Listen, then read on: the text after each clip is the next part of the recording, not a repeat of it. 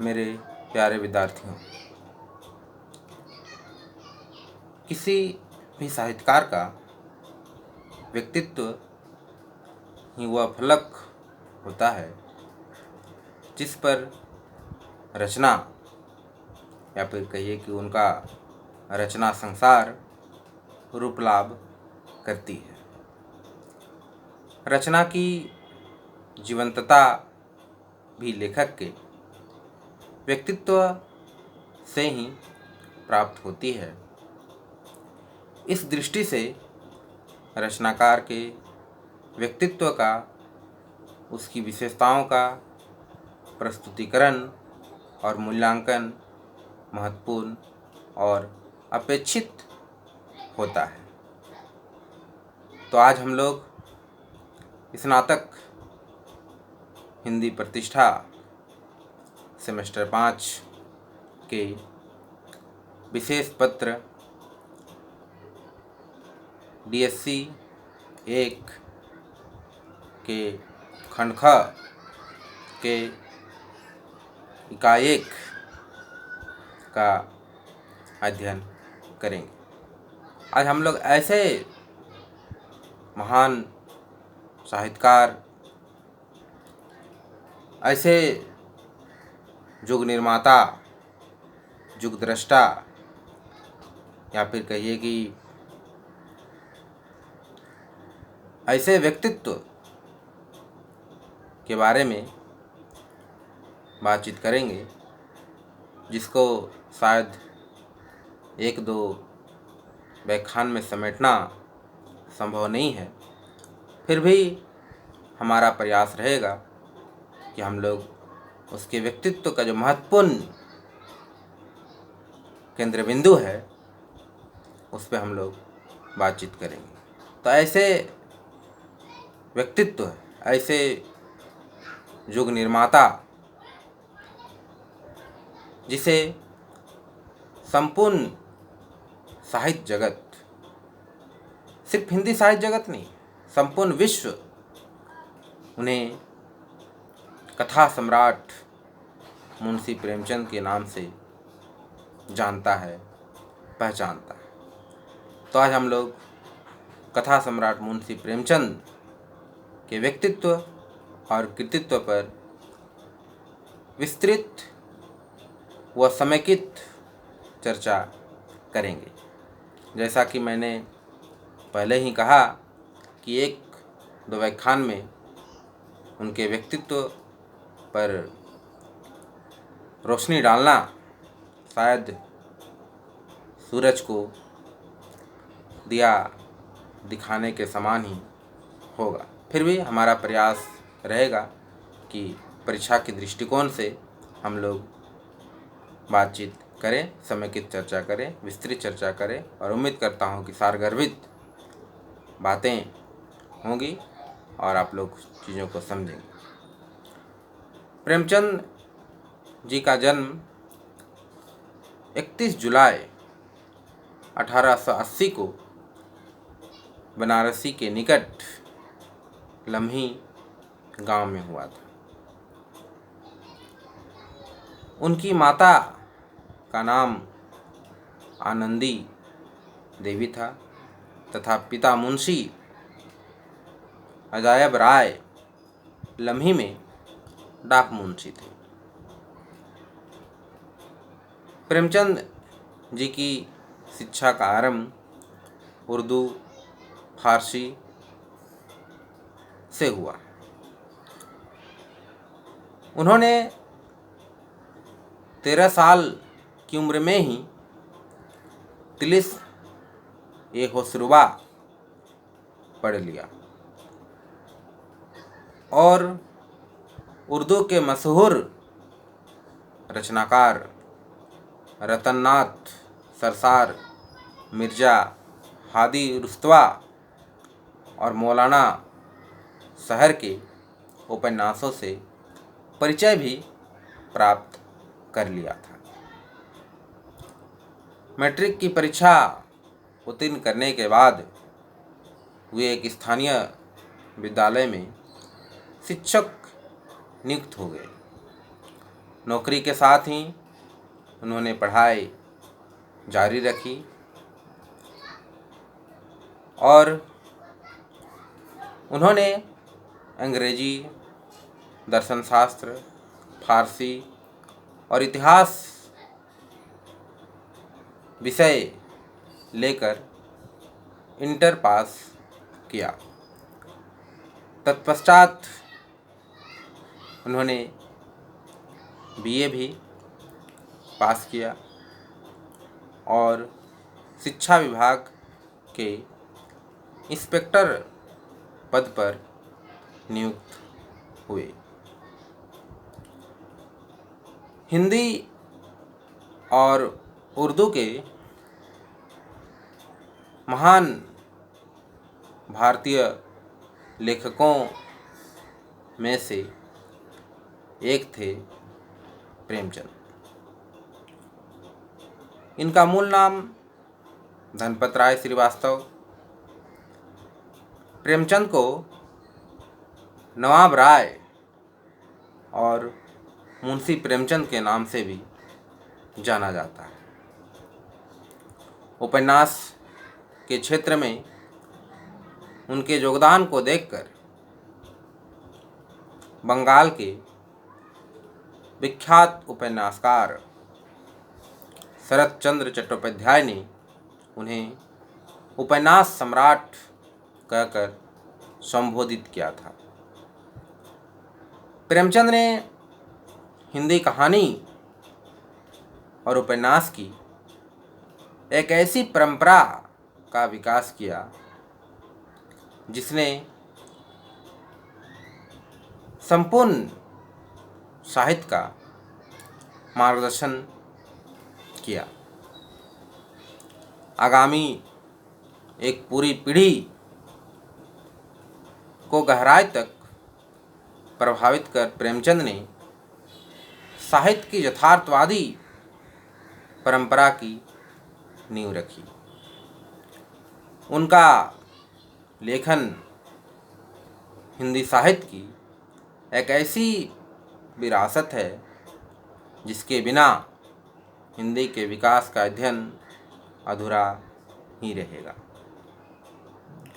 वे एक संवेदनशील लेखक, सचेत नागरिक, कुशल वक्ता, शुद्धि विद्वान व संपादक भी थे।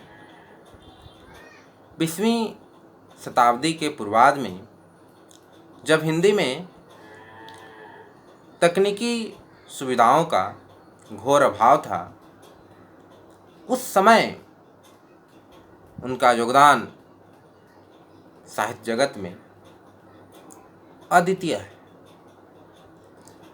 प्रेमचंद के बाद जिन लोगों ने साहित्य को सामाजिक सरोकारों और प्रगतिशील मूल्यों के साथ आगे बढ़ाने का काम किया, उसमें मुख्य रूप से यशपाल से लेकर मुक्तिबोध तक का नाम लिया जा सकता है।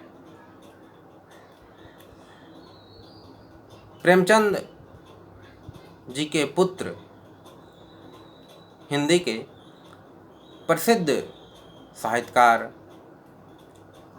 हैं जिनका नाम है अमृत राय। अमृत राय जी ने अपने पिता प्रेमचंद जी को कलम का सिपाही नाम दिया था। प्रेमचंद आधुनिक हिंदी कहानी के पितामह और उपन्यास सम्राट माने जाते हैं। उनके साहित्यिक जीवन का आरंभ 1901 से ही हो चुका था। उसकी पहली हिंदी कहानी सरस्वती पत्रिका के दिसंबर अंक में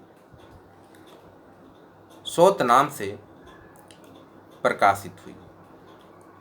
और अंतिम कहानी सन 1936 में कफन नाम से प्रकाशित हुई।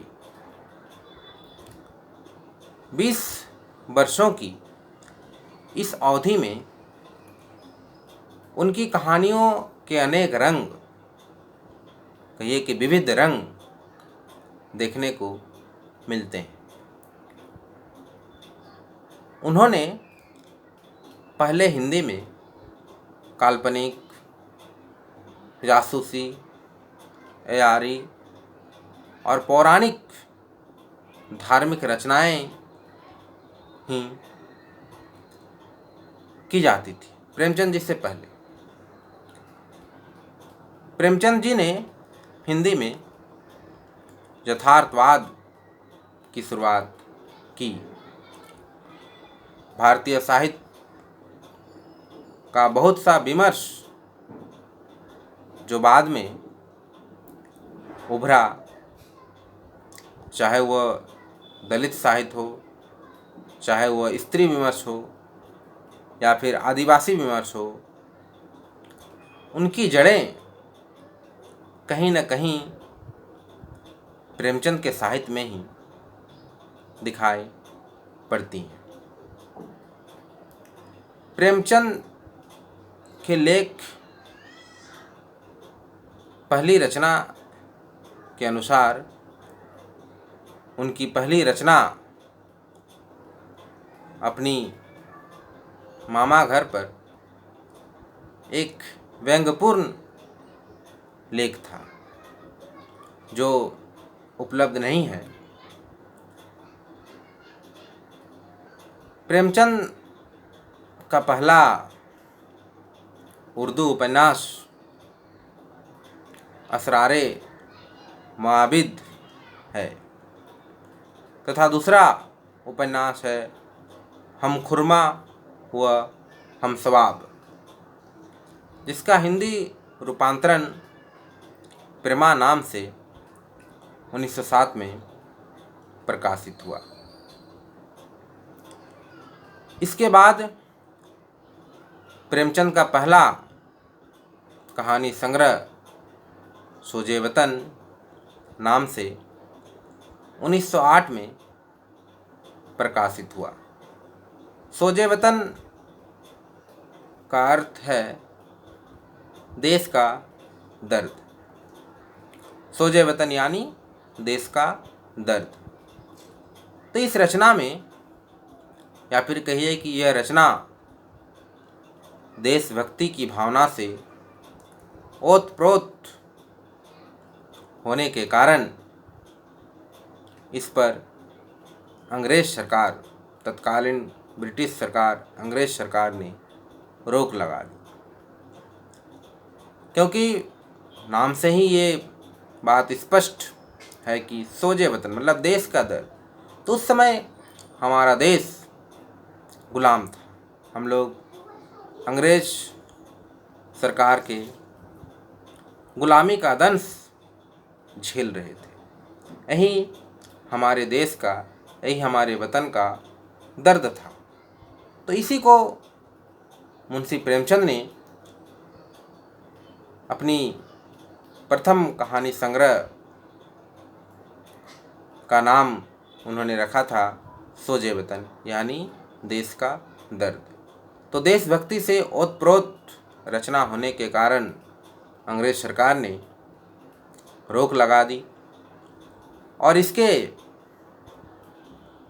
जो प्रतियां बाज़ार में, लगभग 5000 प्रतियां बाज़ार में उपलब्ध थी बिकने के लिए, उसे अंग्रेज सरकार जब्त कर ली और उसकी जो मूल पांडुलिपि थी उसे भी अंग्रेज सरकार जब्त कर ली और उसे नष्ट कर दी। और लेखक को यानी प्रेमचंद को भविष्य में इस तरह का लेख या फिर कहिए कि इस तरह का लेखन नहीं करने की चेतावनी भी दी। यही मुख्य कारण है कि उन्हें नाम बदलना पड़ा, नाम बदलकर लिखना पड़ा। तो मूल नाम धनपत राय श्रीवास्तव, उर्दू में वो लिखते थे नवाब राय के नाम से। अब जब अंग्रेज़ सरकार ये चेतावनी दी कि आप इस तरह के लेख, इस तरह के विषय वस्तु पर लेखन कार्य नहीं कर सकते हैं, तब उसे मजबूरीवश नाम बदलना पड़ा, या फिर कहिए कि बहुत सारे विद्वानों ने उस समय उन्हें सलाह दी कि आप नाम बदल कर लिखो। और प्रेमचंद जी भी मानने वालों में से कहाँ थे। उन्होंने हिंदी में प्रेमचंद नाम से लिखना प्रारंभ किया। प्रेमचंद नाम से उनकी पहली कहानी बड़े घर की बेटी जमाना पत्रिका के दिसंबर 1910 के अंक में प्रकाशित हुई। उसके बाद निरंतर उन्होंने लेखन कार्य किया। उन्होंने हमारे समाज के अपेक्षित वर्ग, दलित वर्ग, आदिवासी वर्ग, शोषित वर्ग को अपने रचना के केंद्र बिंदु में रखा। उनकी समस्याओं को, उनकी दिनचर्या को, जीवन शैली को उन्होंने अपने रचना का प्रमुख विषय बनाया। और उन्होंने हिंदी में 300 से अधिक कहानियाँ लिखी और लगभग दर्जन उपन्यास भी उन्होंने लिखा। मरणोपरांत उनकी कहानियाँ मानसरोवर नाम से 8 खंडों में प्रकाशित हुई। कथा सम्राट प्रेमचंद का कहना था कि साहित्यकार देशभक्ति और राजनीति के पीछे चलने वाली सच्चाई नहीं, बल्कि उसके आगे मसाल दिखाती हुई चलने वाली सच्चाई है। और यह बात उनके साहित्य में उजागर हुई है। 1921 में उन्होंने महात्मा गांधी के आह्वान पर अपनी नौकरी छोड़ दी। जैसा कि हम लोग पहले बातचीत किए थे कि मैट्रिक पास करने के बाद ही उन्हें अध्यापक की नौकरी मिल गई थी, और नौकरी के साथ ही उन्होंने पढ़ाई भी पूरा किया और लेखन कार्य भी जारी रखा। तो गांधी जी के संपर्क में आए और उन्होंने अपनी नौकरी छोड़ दी। कुछ महीने तक एक साहित्यिक पत्रिका, उस समय की साहित्यिक पत्रिका मर्यादा का संपादन कार्य संभाला। फिर लगभग 6 साल तक माधुरी नामक पत्रिका का संपादन भी किया। और 1930 में बनारस से अपना मासिक पत्रिका हंस का शुरुआत किया। और 1932 के आरंभ में जागरण नामक एक साप्ताहिक पत्रिका भी निकाला। उन्होंने लखनऊ में सन 1936 में अखिल भारतीय प्रगतिशील लेखक संघ के सम्मेलन की अध्यक्षता की। 1934 में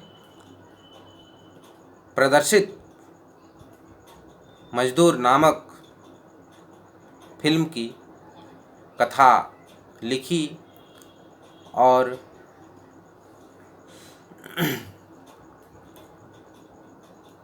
जो एक इकरारनामा उन्होंने हस्ताक्षर किया था कि मैं साल भर मतलब 1 वर्ष तक काम करूंगा, लेकिन अवधि पूर्ण होने से पहले ही उन्होंने 2 महीने का वेतन छोड़कर बनारस आ गए, क्योंकि उन्हें वहाँ मतलब जो मुंबई नगरी का जो फिल्मी दुनिया उन्हें रास नहीं आया।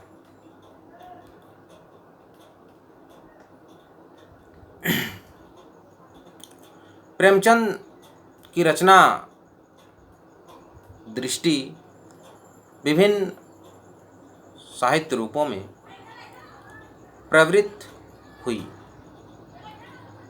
बहुमुखी प्रतिभा संपन्न प्रेमचंद ने उपन्यास, कहानी, नाटक, समीक्षा, लेख, संपादकीय, संस्मरण आदि अनेक विधाओं में साहित्य की सृष्टि की और हिंदी साहित्य को समृद्धि प्रदान करने में उनका महत्वपूर्ण योगदान रहा है।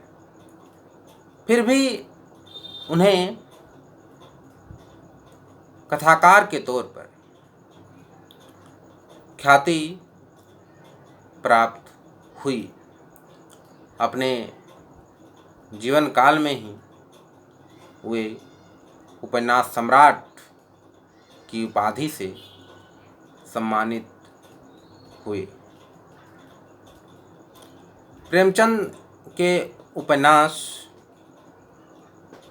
न केवल हिंदी उपन्यास साहित्य में बल्कि संपूर्ण भारतीय साहित्य में मील के पत्थर सिद्ध हुए।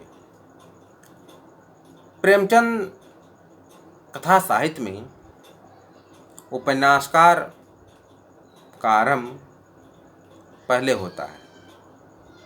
उनका पहला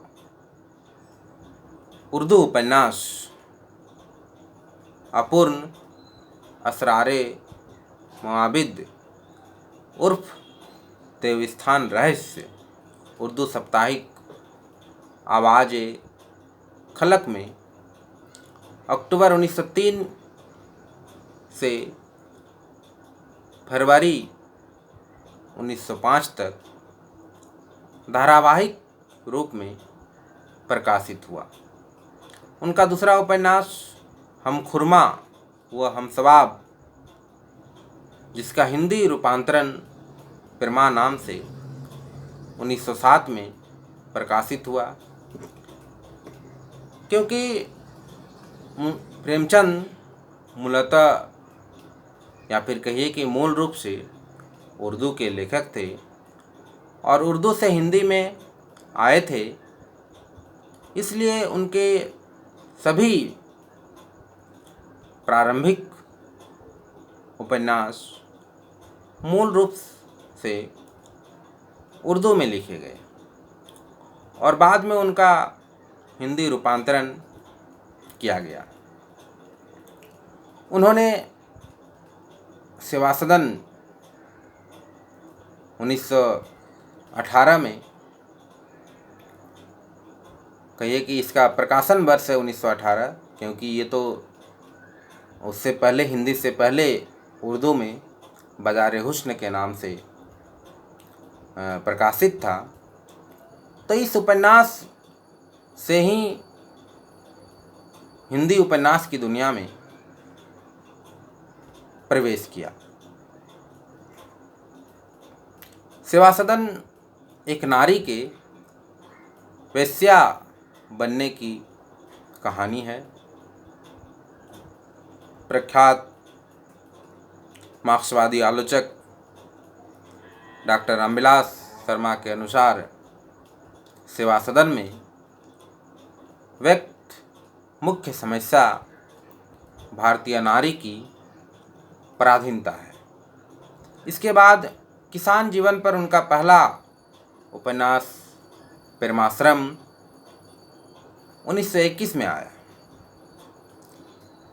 लेकिन सेवा सदन की भांति इसे पहले हिंदी में प्रकाशित कराया गया, क्योंकि पहले ये भी उर्दू में था, गोसाए आफियत के नाम से। प्रेमाश्रम किसान जीवन पर लिखा हिंदी का संभवतः पहला उपन्यास है।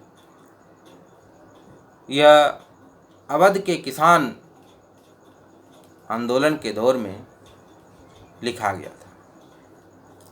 इसके बाद रंगभूमि 1925, कायाकल्प 1926, निर्मला 1927, गबन 1931, कर्मभूमि 1932 से होता हुआ यह सफ़र गोदान 1936 तक पूर्णता को प्राप्त हुआ। रंगभूमि में प्रेमचंद एक अंधे भिखारी सूरदास को कथा का नायक बनाकर हिंदी कथा साहित्य में क्रांतिकारी बदलाव का सूत्रपात कर चुके थे। गोदान का हिंदी साहित्य में ही नहीं, विश्व साहित्य में महत्वपूर्ण स्थान है। इसमें प्रेमचंद की साहित्य संबंधी विचारधारा आदर्शोन्मुख यथार्थवाद से आलोचनात्मक यथार्थवाद तक पहुंचती है। एक सामान्य किसान को उपन्यास का नायक बनाना भारतीय उपन्यास परंपरा की दिशा बदल देने जैसा था। सामंतवाद और पूंजीवाद के चक्र में फंसकर कथानायक होरी की मृत्यु पाठकों के जेहन को झकझोर कर रख देती है। किसान जीवन पर अपने पिछले उपन्यास प्रेमाश्रम और कर्मभूमि में प्रेमचंद यथार्थ की प्रस्तुति करते करते उपन्यास के अंत तक आदर्श का दामन थाम लेते हैं, या फिर कहिए कि थाम लेते प्रतीत होते हैं। लेकिन गोदान का दुखदाई अत्यंत कारुणिक अंत इस बात का गवाह है कि तब तक प्रेमचंद का आदर्शवाद से मोहभंग हो चुका था। यह उनकी आखिरी दौर की कहानियों में भी देखा जा सकता है, जैसे कफन। मंगलसूत्र प्रेमचंद का अधूरा उपन्यास है। प्रेमचंद के उपन्यासों का मूल कथ्य भारतीय ग्रामीण जीवन था। प्रेमचंद ने हिंदी उपन्यास को जो ऊंचाई प्रदान की, वह प्रवृत्ति उपन्यासकारों के लिए एक चुनौती बनी रही है। प्रेमचंद के उपन्यास भारत और दुनिया की कई भाषाओं में, कहिए कि अनेकों भाषाओं में अनुदित हुए। विशेष करके उनका सर्वाधिक चर्चित उपन्यास गोदान, जिसे कृषक जीवन का महाकाव्य भी कहा जाता है। उनकी अधिकतर कहानियों में, जैसा कि हम लोगों ने पहले ही बातचीत किया, कि उन्होंने उपन्यास से ज़्यादा कहानियाँ लिखी, लगभग 300 से ज़्यादा कहानियाँ उन्होंने लिखी। तो उनकी अधिकतर कहानियों का विषय वस्तु, केंद्र बिंदु निम्न वर्ग व मध्यम वर्ग का चित्रण ही उसमें हुआ है। डॉक्टर कमल किशोर गोयनका ने प्रेमचंद की संपूर्ण हिंदी उर्दू कहानी को प्रेमचंद कहानी रचनावली नाम से प्रकाशित कराया है। उनके अनुसार प्रेमचंद ने कुल 301 कहानियाँ लिखी, जिनमें 3 अभी भी अप्राप्त है।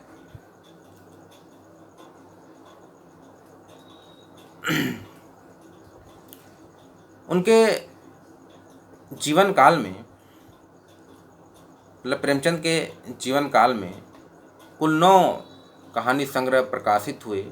सोजे वतन, सप्त सरोज, नवनिधि, प्रेम पूर्णिमा, प्रेम पचीसी, प्रेम प्रतिमा, प्रेम द्वादशी, समर यात्रा, मानसरोवर भाग 1 व 2 और कफन।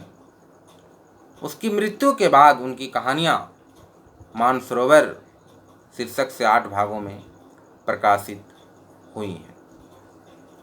प्रेमचंद साहित्य के मुक्त होते ही, साहित्य से मुक्त होते ही विभिन्न संपादकों और प्रकाशकों ने प्रेमचंद की कहानियों के संकलन तैयार कर प्रकाशित कराया। उनकी कहानियों में विषय और शिल्प की विविधता देखने को मिलती है। उन्होंने मनुष्य के सभी वर्गों से लेकर पशु पक्षियों तक को अपनी कहानियों में मुख्य पात्र बनाया है। उनकी कहानियों में किसानों, मजदूरों, स्त्रियों, दलितों आदि की समस्याएं यथार्थ रूप से चित्रित हुई हैं। उन्होंने समाज सुधार, देश प्रेम, स्वाधीनता संग्राम आदि से संबंधित कहानियाँ भी लिखी हैं। उनकी ऐतिहासिक कहानियाँ तथा प्रेम संबंधी कहानियाँ भी काफ़ी लोकप्रिय साबित हुई। प्रेमचंद की प्रमुख कहानियों में मुख्य रूप से पंच परमेश्वर, गुल्ली डंडा, 2 बैलों की कथा, ईदगाह, बड़े भाई साहब, पूस की रात, कफन, ठाकुर का कुआं, सदगति, बूढ़ी काकी, विध्वंस, दूध का दाम, मंत्र आदि का नाम लिया जा सकता है। प्रेमचंद एक संवेदनशील कथाकार ही नहीं,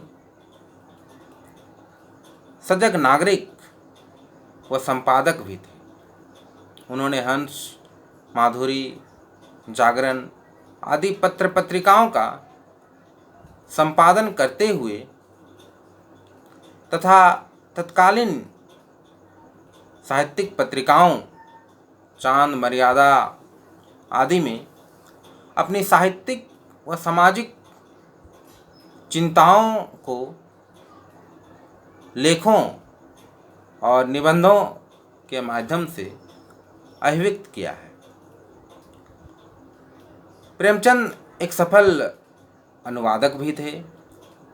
उन्होंने दूसरी भाषाओं के लेखकों को पढ़ा और जिनसे प्रभावित हुए उनकी कृतियों का अनुवाद भी किया।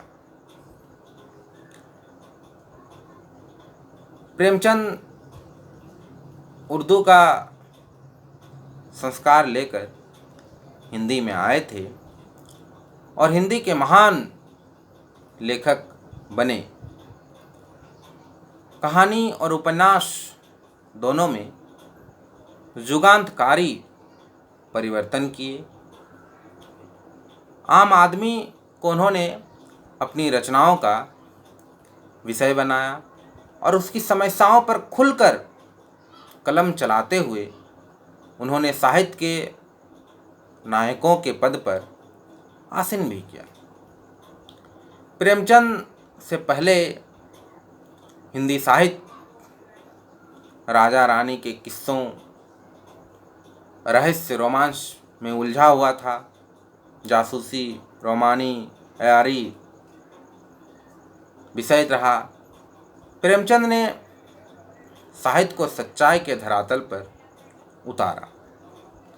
उन्होंने जीवन और कालखंड की सच्चाई को कोरे कागज पर उतारा। वे सांप्रदायिकता, भ्रष्टाचार, जमींदारी, कर्जखोरी, गरीबी, उपनिवेशवाद पर आजीवन या फिर कहिए कि जीवन भर लिखते रहे। प्रेमचंद की अधिकतर रचनाएं उनकी ही गरीबी और दीनता की कहानी कहती है। वे आम भारतीय नागरिक थे और उनकी रचनाओं में वे नायक हुए जिसे भारतीय समाज अछूत और घृणित समझता था। उन्होंने सरल, सहज और आम बोलचाल की भाषा का उपयोग किया और अपने प्रगतिशील विचारों को दृढ़ता से, तर्कसंगत रूप से तर्क देते हुए समाज के सामने प्रस्तुत किया। 1936 में प्रगतिशील लेखक संघ के पहले सम्मेलन की अध्यक्षता करते हुए उन्होंने कहा कि लेखक स्वभाव से प्रगतिशील होता है और जो ऐसा नहीं है वह लेखक नहीं। प्रेमचंद हिंदी साहित्य के युग प्रवर्तक हैं। उन्होंने हिंदी कहानी में आदर्शोन्मुख यथार्थवाद की एक नई परंपरा की शुरुआत की। प्रेमचंद, ये तो उनका साहित्यिक योगदान है, लेकिन मुख्य विषय या फिर कहिए कि विवाद है कि प्रेमचंद को हम लोग मुंशी प्रेमचंद के नाम से जानते हैं। तो ये नाम कैसे रूढ़ हो गया, इस पे भी मुझे लगता है कि बातचीत हम लोग को कर लेना चाहिए। तो प्रेमचंद को प्रायः मुंशी प्रेमचंद के नाम से ही जाना जाता है। तो प्रेमचंद के नाम के आगे कहिए या फिर कहिए कि साथ मुंशी कब और कैसे जुड़ गया, ये बहुत ही महत्वपूर्ण सवाल है। हम लोग बोलते तो है मुंशी प्रेमचंद, लेकिन ये भी हम लोग को जानना चाहिए कि कैसे मुंशी शब्द और कब और कैसे उनके नाम के साथ या फिर कहिए कि नाम के आगे जुड़ गया और रूढ़ हो गया। इस विषय पर अधिकांश लोग यह मान लेते हैं कि प्रारंभ में प्रेमचंद अध्यापक रहे। अध्यापकों को प्रायः उस समय मुंशी कहा जाता था। इसके अतिरिक्त कायस्थों के नाम के पहले सम्मान स्वरूप मुंशी शब्द लगाने की परंपरा रही है। और क्योंकि मुंशी प्रेमचंद कायस्थ थे, तो ये भी एक कारण हो सकता है कि उनके नाम के आगे मुंशी शब्द लग गया। और जैसा कि वो अध्यापक रहे और उसके लिए भी, और उस समय अध्यापक को मुंशी कहा जाता था, तो ये भी एक कारण हो सकता है कि उनके नाम के आगे मुंशी शब्द जुड़ गया। संभवतः प्रेमचंद जी के नाम के साथ मुंशी शब्द जुड़कर रूढ़ हो गया। उनका, या फिर कहिए कि मुंशी शब्द सम्मान सूचक है, लेकिन उसका गहन अध्ययन, शोध और विश्लेषण करने से यह बात सामने आया कि जैसा कि हम लोग पहले भी बातचीत किए कि मुंशी प्रेमचंद संपादक भी थे और उन्होंने हंस पत्रिका का संपादन कार्य भी कर रहे थे। तो हंस नामक पत्र प्रेमचंद और कन्हैयालाल मुंशी के सह संपादन में निकलता था, जिसकी कुछ प्रतियों पर कन्हैयालाल मुंशी का पूरा नाम न छापकर मात्र मुंशी छपा रहता था। साथ ही प्रेमचंद का नाम भी छपा हुआ रहता था। तो संपादक का नाम में मुंशी कोमा प्रेमचंद इस प्रकार का छपा होता था। हंस के संपादक प्रेमचंद तथा कन्हैयालाल मुंशी थे, परंतु कालांतर में पाठकों ने मुंशी तथा प्रेमचंद को एक समझ लिया और प्रेमचंद मुंशी प्रेमचंद बन गए। यह स्वाभाविक भी है कि पाठक प्रायः लेखक की कृतियों को पढ़ता है, नाम की सूक्ष्मता को नहीं देखता। आज प्रेमचंद का मुंशी अलंकरण इतना रूढ़ हो गया है कि मात्र मुंशी से ही प्रेमचंद का बोध हो जाता है, तथा मुंशी न कहने से प्रेमचंद का नाम अधूरा अधूरा सा लगता है। प्रेमचंद ने अपनी कला के शिखर पर पहुंचने के लिए अनेक प्रयोग किए। जिस युग में प्रेमचंद ने कलम उठाई थी, उस समय उनके पीछे ऐसी कोई ठोस विरासत नहीं थी और न ही विचार और प्रगतिशीलता का कोई रोल मॉडल ही उसके सामने था।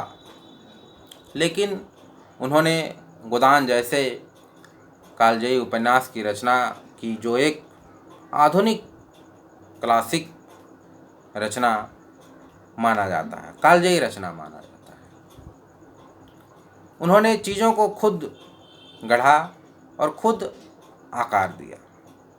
जब भारत का स्वतंत्रता आंदोलन चल रहा था, तब उन्होंने कथा साहित्य द्वारा हिंदी और उर्दू दोनों भाषाओं का जो अभिव्यक्ति दी, उनसे सियासी सरगर्मी को जोश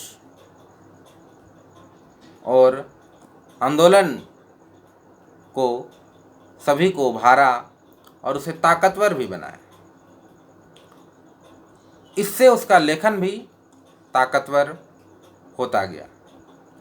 प्रेमचंद इस अर्थ में निश्चित रूप से हिंदी के प्रथम प्रगतिशील लेखक कहे जा सकते हैं। 1936 में उन्होंने प्रगतिशील लेखक संघ के पहले सम्मेलन को सभापति के रूप में संबोधित भी किया था। उनका यही भाषण प्रगतिशील आंदोलन के घोषणा पत्र का आधार भी बना। प्रेमचंद ने हिंदी में कहानी की एक परंपरा को जन्म दिया और एक पूरी पीढ़ी उनके कदमों पर आगे बढ़ी। 50-60 के दशक में रेणु, नागार्जुन आदि लेखकों ने ग्रामीण परिवेश की कहानियाँ लिखी तो हैं, वह एक तरह से प्रेमचंद के परंपरा को आगे बढ़ाती है। प्रेमचंद एक क्रांतिकारी रचनाकार थे। उन्होंने न केवल देशभक्ति बल्कि समाज में व्याप्त अनेक कुरीतियों को देखा और उनको कहानी के माध्यम से पहली बार लोगों के समझ रखा। उन्होंने उस समय के समाज को जो भी समस्याएं थी उन सभी को चित्रित करने का काम उन्होंने किया। उसमें दलित भी आते हैं, स्त्रियां भी आती हैं, आदिवासी भी आते हैं। ये सभी विषय आगे चल कर के हिंदी साहित्य के विमर्श, आधुनिक विमर्श के रूप में सामने आए, जिसका हम लोग अध्ययन भी आजकल करते हैं। तो मैंने तो पहले ही कहा था कि इस पर बातचीत करना और एक क्लास में समेटना संभव नहीं है, फिर भी हम लोगों ने प्रयास किया समेकित रूप में। मुझे पूर्ण विश्वास है कि आप लोग मुंशी प्रेमचंद के जीवन से संबंधित आप लोग बातें समझ गए होंगे और ज़रूरत पड़े तो आप लोग लिख भी सकते हैं। अगले हम लोग को जैसे कि पाठ्यक्रम में पढ़ना उनकी कहानियाँ और उपन्यास, तो उसमें हम लोग विस्तृत चर्चा करेंगे आगे वीडियो में। बहुत बहुत धन्यवाद। कमेंट बॉक्स में आप लोग लिख करके बताइएगा ये वीडियो आपको कैसा लगा। बहुत बहुत धन्यवाद।